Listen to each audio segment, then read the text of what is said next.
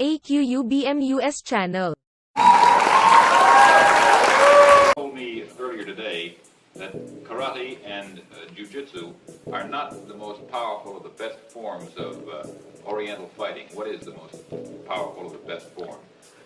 Well, it's bad to say the best, but in my opinion, I think Kung Fu is pretty good. Would you tell us a little bit about Kung Fu? Well, Kung Fu is originated in China. It is the ancestor of karate and jiu-jitsu. It's more of a complete system and it's more fluid. By that I mean it's more flowing. There is continuity in movement instead of one movement, two movement, and then stop. I see. What's the difference between a Kung Fu punch and a karate punch? Well, a karate punch is like an iron bar, whack. A Kung Fu punch is like an iron chain with an iron ball attached to the end, and it go whang, and it hurt inside. Okay. Lee has studied a system of Chinese Kung Fu for the past 9 years called Wing Chun, and is considered one of the art's most talented and articulate exponents. His teacher in this art has been an elderly Hong Kong Chinese master by the name of Yip Man. Despite his proficiency in this style of Kung Fu, his study of philosophy has caused him to question. And now he begins to question why most martial artists, Chinese and otherwise, seem more concerned with preserving tradition than with looking more deeply into the matter to penetrate through to the ultimate truth of martial art. Moreover, Lee has begun to develop his own method of Kung Fu, which he describes as non-classical in nature and which takes as its core the principles of economy of motion, simplicity, and directness.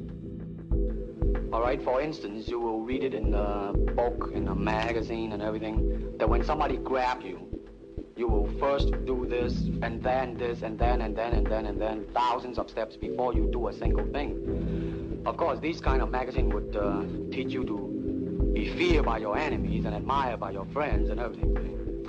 But in Kung Fu, it always involves a very fast motion. Like, for instance, a guy grabbing your hand. It's not the idea to do so many steps. Step him right on the instep. Do let go. This is what we mean by simplicity. Same thing in striking and in everything. It has to be based on a very minimum motion so that everything would be directly expressed. One motion, and he's gone. Doing it gracefully, not to go yelling and jumping all over him, but to do it. Both the American and Chinese martial art communities resent his iconoclasm. For such a young man to stand up against thousands of years of tradition and venerated authority is considered a direct threat to the status quo and its entrenched power base. Prior to Bruce's coming to this country, Kung Fu was alive in most all the Chinese community, but there was nothing taught to outsiders, basically. And Bruce came along, and with that basis of trying to create equality amongst all people, regardless of race, he chose to let anybody into his school, regardless of what color or race they were, as long as he knew what was in their heart was good and positive. Why he took them in, and like when he was down in San Francisco, where the Chinese community was much more like being in China, they took exception to it, and he had to fight his way out of it. In Oakland, he received a challenge from the San Francisco Chinese martial arts community, and the challenge read that Bruce, if he were to be defeated in this challenge, would have to cease teaching Caucasian or non-Chinese students. And the Chinese martial artist came over from San Francisco to Bruce's studio in Oakland, and a very formal challenge took place. I was present there. In fact, I was 8 months pregnant with Brandon, and James Lee was there. And this fight with this Chinese martial artist lasted about 3 minutes. Consisted of a lot of running, where the Chinese martial artist took off and started running around the room, and Bruce was pursuing him before Bruce finally got a hold of him and took him down to the floor and made him give up. And after the challenge ended, with the Chinese martial artist being soundly defeated and they all went away, Bruce won the right to teach anyone he wanted to. By February of 1967, Lee has 3 schools operating in Seattle, Oakland, and Los Angeles that teach his own interpretation of Gung Fu, based on his own investigations into the ultimate truth of unarmed combat. However, by now the young man is openly critical of the traditions and limitations he sees as inherent in the martial arts as they're currently being practiced in America. He believes they lack a solid grounding in reality, consisting of rehearsed self-defense routines that are employed in predictable and patternized rhythms. He notes that real combat is spontaneous, not rehearsed, and is made up of irregular or broken rhythm that a martial artist cannot anticipate, only respond to. Even the championship karate tournaments of the era are non-contact affairs, settled not on knockouts, but on an accumulation of points awarded for blows that never touch an opponent.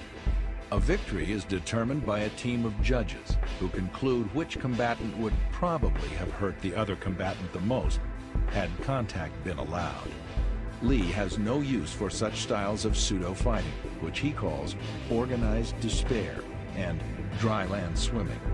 Lee's criticism of the arts can be attributed in part to his background in Hong Kong, which consisted not of non-contact karate tournaments, but full-contact street fights and challenge matches fought on Hong Kong rooftops.